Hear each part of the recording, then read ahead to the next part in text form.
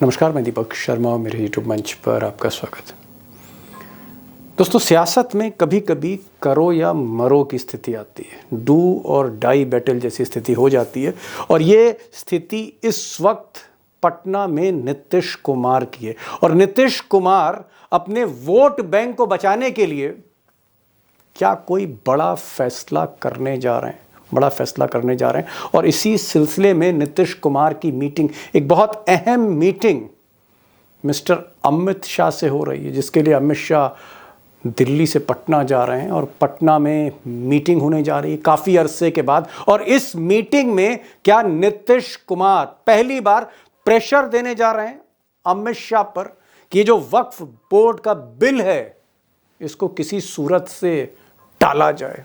और अगर अमित शाह ने नीतीश कुमार की बात नहीं मानी, अगर अमित शाह, मोदी, मोहन भागवत इस बिल को लेकर जिद पर अड़े रहे, तो फिर बिहार में क्या होने जा रहा है? क्या नीतीश कुमार बीजेपी को निपटाएंगे या बीजेपी नीतीश कुमार को निपटा देगी, या फिर कहीं ना कहीं कोई कंप्रोमाइज होगा?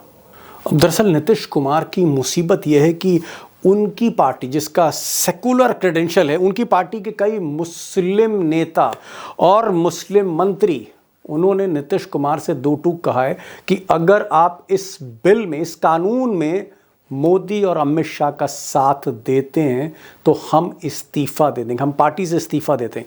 और हो सकता है कि जो मुस्लिम मंत्री हैं जमा खान जेडीयू की तरफ से, वो रिज़ाइन कर सकते हैं। और इसी तरह से दर्जनों पदाधिकारी, जो पार्टी के पदाधिकारी हैं मुस्लिम, वो भी इस्तीफा दे सकते हैं। तो प्रेशर बहुत ज़्यादा नीतीश कुमार पर बिल्डअप हो रहा है। और पहली बार उनके करियर में, पॉलिटिकल करियर में पहली बार नीतीश कुमार ने जब रोज़ा इफ्तार की पार्टी दी तो कई मुस्लिम संगठनों ने उसका बॉयकॉट कर दिया। आप हमसे हमारा वोट मांगते हो, आप हमारी हिमायत करते हो, आप हमारी बात करते हो, लेकिन जब हमारे अस्तित्व की बारी आएगी उस वक्त आप मौन हो जाओगे, उस वक्त आप चुप हो जाओगे। तो एक तरफ काफ़ी समय के बाद नीतीश कुमार अमित शाह के साथ 1-to-1 मीटिंग करने जा रहे हैं और सियासत के साथ साथ वो इस बिल पर बात करेंगे अमित शाह से। और दूसरी तरफ आज विजयवाड़ा, आंध्र प्रदेश में एक बहुत बड़ा प्रोटेस्ट था मुस्लिम समाज का, जहां पर all India Muslim personal law board,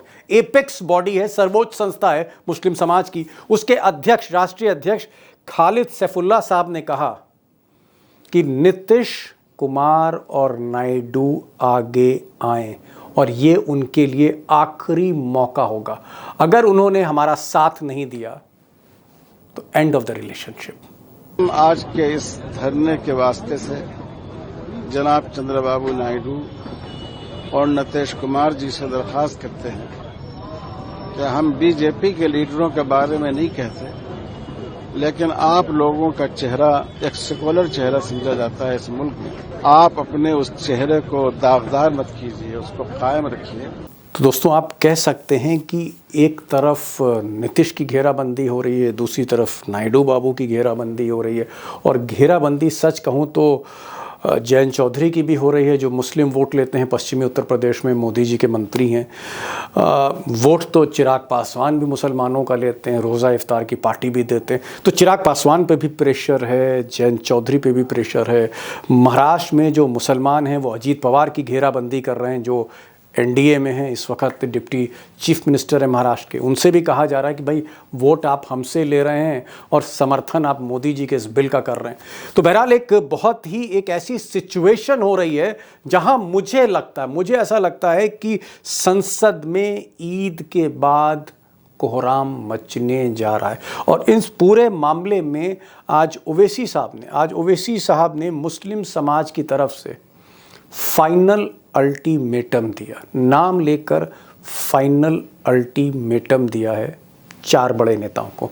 उसमें नीतीश कुमार हैं, उसमें नायडू बाबू हैं, उसमें जयंत चौधरी हैं और उसमें चिराग पासवान हैं। सुनिए, आप ओवैसी साहब को सुनिए। चंद्रबाबू नायडू, नीतीश कुमार, चिराग पासवान और जयंत चौधरी, याद रखो, हम कभी भी तुम्हारी इस चीज को माफ नहीं करेंगे। अब दोस्तों, ये जो वक्फ बोर्ड का बिल है, संशोधित बिल है, उसमें जो बदलाव किए जा रहे हैं उसको लेकर मुस्लिम पर्सनल लॉ बोर्ड का या मुसलमानों का ये कहना है कि भाई मिस्टर मोदी और शाह मोहन भागवत के दबाव में, आरएसएस के दबाव में हमारे मज़हब में दखल करना चाहते हैं और हमारी जो प्रॉपर्टीज़ हैं, जो संपत्तियां हैं, जिसमें मस्जिदें हैं, मदरसे हैं, एजुकेशनल इंस्टीट्यूशंस हैं, दरगाह हैं, बहुत सी संपत्तियां हैं दान जो की गई हैं ट्रस्ट को, वक्फ को, उसमें दखल करना चाहते हैं, उनको टेक ओवर करना चाहते हैं। और ये जो ज़मीनें हिंदुस्तान भर में हैं, ये खरबों रुपए की, तो उनको लगता है कि मोदी जी कहीं ना कहीं इस संशोधन के जरिए, जो नया कानून में वो जो बदलाव कर रहे हैं, इसके ज़रिए वो मुस्लिम की जो संपत्तियां हैं वक्फ के नाम, उसमें इंटरफियर कर रहे हैं, कंट्रोल करना चाहते हैं अफसरों के ज़रिए। ये उनका जो है प्राइमरी ऑब्जेक्शन है, इसलिए वो चाहते हैं बिल ना आए। लेकिन ये जो मुसीबत मुस्लिम समाज के लिए, उससे ज़्यादा बड़ी मुसीबत ये अब नीतीश कुमार के लिए है, ये मुसीबत जयंत चौधरी के लिए है, चिराग पासवान के लिए, और ये जो मुसीबत है अजीत पवार जैसे लोगों के लिए, सब पर प्रेशर है। लेकिन दूसरी तरफ मिस्टर अमित शाह हों या मोदी हों, ये ज़िद पर अड़े हुए हैं। और ख़ासकर अमित शाह, जिन्होंने ये कह दिया है, बल्कि ऐलान कर दिया कैमरे पर कि भाई बिल तो आएगा और इसी सत्र में आएगा, बिल आएगा चाहे कुछ हो। तो अगले हफ्ते वक्फ संशोधन बिल पार्लियामेंट में मूव कर देंगे? देखिए, इसी सत्र में हम वक्फ संशोधन का बिल रखेंगे। तो एक तरफ नीतीश कुमार, जिनकी बैसाखियों पर मोदी सरकार चल रही है, वो अमित शाह से मिल रहे हैं जो सरकार में नंबर 2 हैं, और सरकार के जो नंबर 1 है मिस्टर मोदी, वो मोहन भागवत से मिल रहे हैं। मोदी नागपुर में मोहन भागवत से मुलाकात करेंगे और ऐसा कहा जाता है कि इस मुलाकात में 2 चीज़ों पर फैसला होना है।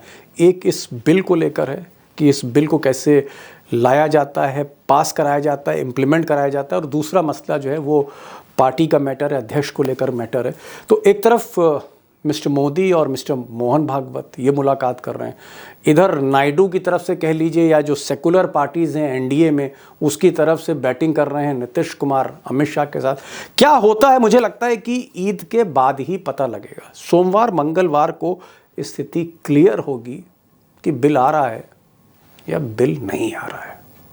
अब दोस्तों मीटिंग्स चल रही हैं, बातचीत हो रही है, नीतीश की अमित शाह से होनी है, मोदी की मोहन भागवत से होनी है, उधर नायडू बाबू जो हैं वो ऐसा सुन रहे हैं कि वो भी अप्रोच कर रहे हैं मोदी को। इसके अलावा मुस्लिम पर्सनल लॉ बोर्ड के जो नुमाइंदे हैं, पदाधिकारी हैं, वो सबसे बात कर रहे हैं। जयंत चौधरी के लोगों से बात हो रही है, चिराग पासवान के लोगों से बात हो रही है।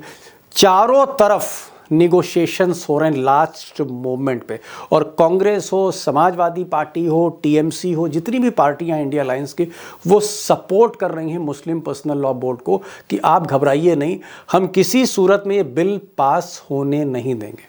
लेकिन मैंने कहा ना कि जो दारोमदार है वो तो नीतीश और नायडू और चिराग पासवान पे ही है, क्योंकि जो गणित है, जो संख्या बल है लोकसभा में, उसमें अगर ये 3 पार्टी, सिर्फ 3 पार्टी, चिराग पासवान, नीतीश कुमार और नायडू बाबू, अगर ये तीनों पार्टियां एब्सटेन कर जाती हैं, वोट नहीं देती, साथ नहीं देती मिस्टर मोदी का इस बिल पर, तो ये फिर बिल आ नहीं सकता किसी भी सूरत में। अब दोस्तों, ये जो पूरा मामला है, अगर आप सच पूछें तो एक तरफ मोदी शाह और आरएसएस बीजेपी है, और दूसरी तरफ जो है वो इंडिया अलायंस है। लेकिन एक स्टेक होल्डर है इसमें वक्फ बोर्ड को लेकर, वो है all India Muslim personal law board. और मुस्लिम पर्सनल लॉ बोर्ड के चाहे वो प्रेसिडेंट हों, चाहे वो उनके सीनियर लीडर्स हों, वो लगातार नीतीश कुमार, नायडू के लोगों से बातचीत कर रहे हैं। यानी कहीं ना कहीं दारोमदार जो है वो मुस्लिम पर्सनल लॉ बोर्ड के स्टैंड पर है। उनका क्या स्टैंड है, क्योंकि बहुत हद तक पिक्चर जो क्लियर होगी वो मुस्लिम पर्सनल लॉ बोर्ड से क्लियर होगी कि भाई वाकई नीतीश और नायडू सीरियस हैं इस बिल को रोकने के लिए या टालने के लिए। मैं चाहता हूं कि जो बातचीत मैंने की इलियास साहब से, उसको ज़रा दोबारा सुनने की कोशिश करिए, सिर्फ 2-2.5 मिनट, क्योंकि आपको एक पिक्चर क्लियर हो जाएगी कि पर्दे के पीछे निगोशिएशंस क्या चल रहे हैं। आप विजयवाड़ा में प्रोटेस्ट करने जा रहे हैं, एक प्रोटेस्ट आपने बिहार में नीतीश कुमार की घेराबंदी करी, अगली घेराबंदी जो है, जो लास्ट घेराबंदी है, वो नायडू बाबू की है, जहां सारे मुस्लिम्स इकट्ठे होंगे, नेता होंगे, आपके धर्मगुरु होंगे। क्या आपको लगता है कि नायडू बाबू पर प्रेशर बनेगा, और कोई गुंजाइश आपको दिखती है कि नायडू बाबू कहीं ना कहीं अपना इरादा बदलें, कम से कम इस बिल को वो टाल तो सकते ही हैं, इतनी तो उनके अंदर कुव्वत है इस वक्त, उनकी बैसाखी पे मोदी सरकार है। हमने जितने भी राजनीतिक और लोकतांत्रिक प्रयास हैं वो हम कर रहे हैं। जाहिर बात है कि हमारे लिए ये जो बिल है ये हमारी वक्फ की प्रॉपर्टीज़ को हथियाने की एक साजिश है, एक कम्युनल एजेंडा है। और हम यही बात नीतीश कुमार जी को भी और चंद्रबाबू नायडू को भी समझाने की कोशिश कर रहे हैं कि अगर वो इस बिल का समर्थन करते हैं तो इसका मतलब ये कि बीजेपी के कम्युनल और डिविजिव एजेंडे के साथ खड़े हैं वो। तो बहरहाल उनको ये फैसला करना पड़ेगा कि उनको सेकुलर अपनी जो वैल्यूज़ हैं, सेकुलर इथोस हैं, उसको बाकी रखना है या उन्हें कम्युनल एजेंडे के साथ जाना है। हम यही बात समझाने की कोशिश कर रहे हैं। बातचीत भी हुई थी, पहले हमारे जनरल सेक्रेटरी साहब की मुलाकात हुई थी चंद्रबाबू नायडू से, उस वक्त भी उन्होंने ये बात कही थी कि ठीक हम देखेंगे इसको। लेकिन अब जबकि बिल किसी वक्त भी पार्लियामेंट पे पेश हो सकता है, अब अगर इस मौके पे चंद्रबाबू नायडू अपना स्टैंड क्लियर नहीं करते हैं और अगर वो चंद्रबाबू नायडू जो है वो बीजेपी के एजेंडे की का समर्थन नहीं करते हैं, तब तो हम मानेंगे कि भाई वो सेकुलरिज्म में यकीन रखते हैं, वो संविधान में यकीन रखते हैं, वो कम्युनल एजेंडे के साथ नहीं है। लेकिन अगर वो ऐसा नहीं करते हैं तो बहरहाल यही माना जाएगा कि वो अपने राजनीतिक स्वार्थ के लिए जो है वो या अपनी दूसरी जो इशूज़ हैं उनके साथ में, उसके लिए जो है वो बीजेपी के कम्युनल एजेंडे के साथ खड़े हैं। अगर वो बीजेपी के कम्युनल एजेंडे के साथ खड़े हैं तो एक बार हम फिर ये बात कल के धरने से उनके सामने बिल्कुल वाज़ेह तौर पर रखेंगे कि फिर उसके बाद वो हमारा समर्थन के बारे में भी सोचना छोड़ दें। बहरहाल एक बात तय है कि ईद के बाद हंगामा तो होना ही है, क्योंकि अमित शाह ने इरादा कर लिया कि बिल तो लाके रहेंगे और हो सकता है कि मोहन भागवत मोदी पे और प्रेशर डालें। लेकिन अभी भी जो चाबी है दोस्त, अभी भी जो चाबी है इस पूरे मामले की, वो इन 4-5 लोगों के हाथ में, mister Nitish Kumar, mister Naidu, mister Jayant Chaudhary, mister Chirag Paswan, mister Ajit Pawar. ये लोग क्या तय करते हैं आने वाले 72 घंटों में, ये बहुत हद तक इस मामले को क्लियर करेंगे। देखते हैं क्या होता है, मैं आपको अपडेट करता रहूँगा, क्योंकि एक बात तो तय है कि राजनीति में भूचाल आने वाला है आने वाले 72 घंटों में। और चलते चलते एक छोटी सी गुजारिश है आपसे, पर्सनल गुजारिश ये है कि अगर आपने इस चैनल को सब्सक्राइब नहीं किया तो मेहरबानी करके इसको ज़रूर सब्सक्राइब करिए, क्योंकि आपकी हौसला अफजाई से ही मैं रोज़ आपके सामने आता हूँ, रूबरू होता हूँ, हिम्मत करके बोलता हूँ। तो प्लीज़ इसको सब्सक्राइब करिए, दोस्तों से कहिए, शेयर करिए इसको, इसके लिंक को शेयर करिए वीडियो को। और वीडियो अच्छा लगा, बुरा लगा, जैसा लगा, कम से कम 2 लाइन ज़रूर लिखिए कमेंट बॉक्स में, मुझे भी पता लगे कि क्या कमियां हैं और इसको कैसे बेहतर किया जा सकता है। तो बहुत बहुत शुक्रिया इस प्रोग्राम को देखने का, और फिर मिलते हैं एक नए वीडियो के साथ। तब तक के लिए नमस्कार।